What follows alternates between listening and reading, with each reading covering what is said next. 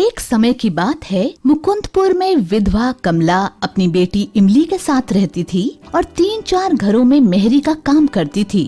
इमली अपनी माँ की बहुत लाडली बेटी थी, पर पढ़ाई से हमेशा जी चुराती थी।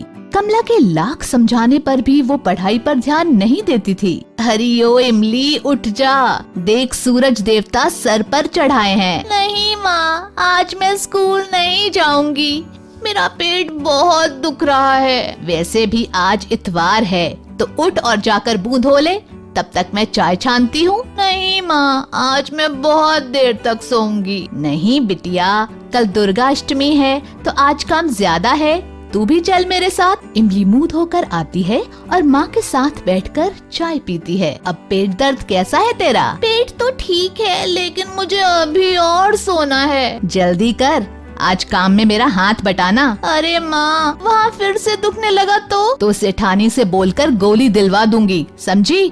अब चल। दोनों सेठानी के घर पहुँचती हैं और काम में लग जाती हैं। इमली, तू झाड़ू निकाल दे, तब तक मैं बर्तन मांजती हूँ। झाड़ू निकालते हुए जब इमली रसोई के सामने आई तो उसके नाक में एक अजीब सी खुशबू समाने लगी। इमली ने बहुत कोशिश की कि वो आगे जाकर दूसरे कमरे में झाड़ू लगाए, पर वो खुशबू उसे बार बार अपनी तरफ खींच रही थी।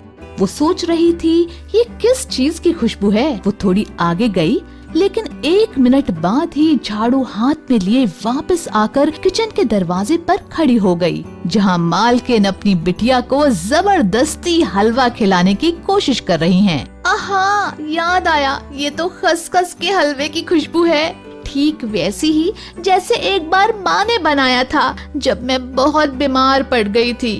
वाह, कितना स्वादिष्ट था वो। खसखस, मावा और देसी घी में तले हुए मेवे का स्वाद जीभ के साथ साथ आँखों में भी उतर आया। बर्तन की डलिया रसोई के अंदर रखने आई उसकी माँ ने उसकी ललचाई नजरों को समझ लिया और हाथ से झाड़ू छुटाकर दांत पीसते हुए कहा, स्वच्छ भारत अभियान वाली गाड़ी आ गई है, जाकर कचरा डाल कर आ। इमली ने बाकी घरों में भी माँ के साथ काम करवाया, पर हलवे की खुशबू और स्वाद उसके दिलो दिमाग पर छाई हुई थी।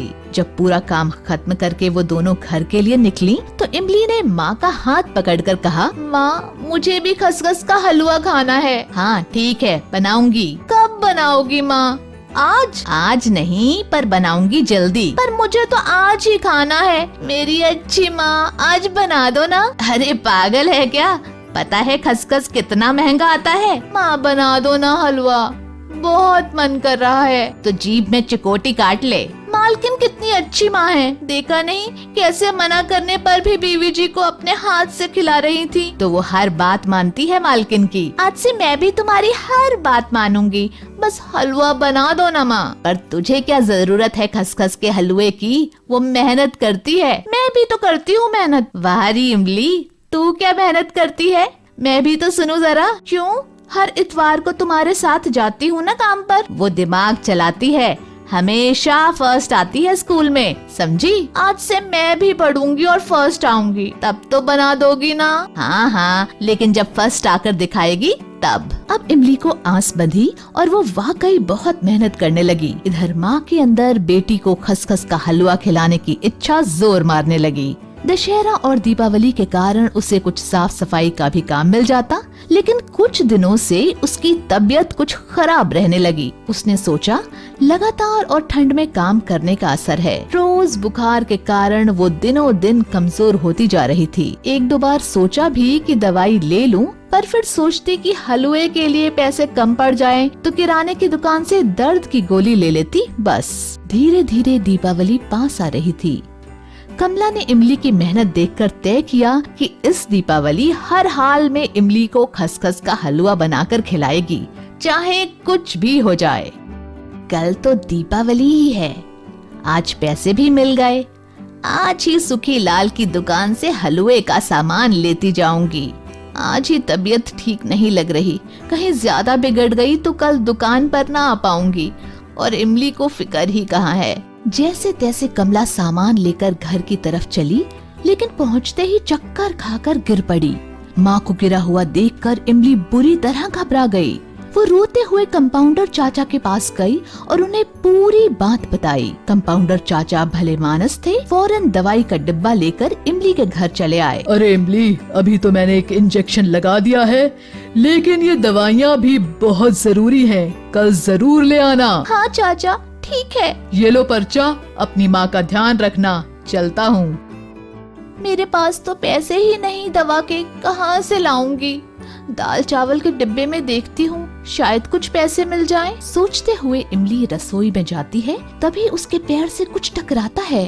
अरे ये क्या है? ओह, खसखस, काजू, बादाम, देसी घी, इलायची।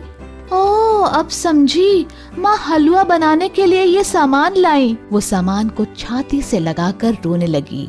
मन में कुछ निश्चय कर वो जाकर माँ के पास सो गई। सुबह उसने चाय बनाई, माँ को दी और किराने का सामान लेकर लाला की दुकान पर गई और सब कुछ बताया।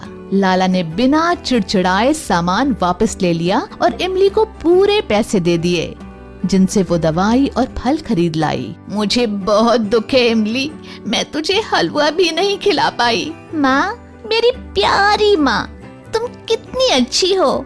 अब नहीं खाना कोई हलवा वलुआ, बस तुम जल्दी से ठीक हो जाओ। तूने बड़ी मुश्किल से तो पढ़ना शुरू किया था। बीच में ही इमली बोल पड़ी, मैं अब भी बहुत अच्छी पढ़ूंगी माँ, और बड़ी होकर खूब बड़ी अफसर बनूंगी। तब तुम ढेर सारा खसखस का हलवा बनाना, तब मैं पेट भर कर खाऊंगी। उसके बाद इमली ने मन लगाकर मेहनत की और सच में बड़ी अधिकारी बनी। माँ, ये देखो, आज मैं अपनी पहली तनख्वाह से क्या लाई हूँ। अरे वाह, ये तो खसखस के हलवे का सामान है।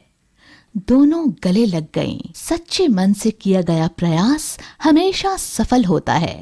दोस्तों, हमें उम्मीद है कि आपको हमारी ये कहानी पसंद आई होगी। कृपया हमारे चैनल को सब्सक्राइब करें और सभी अपडेट्स के लिए बेल आइकन जरूर दबाएं। और हाँ, वीडियो लाइक और शेयर करना मत भूलिएगा। Bye bye.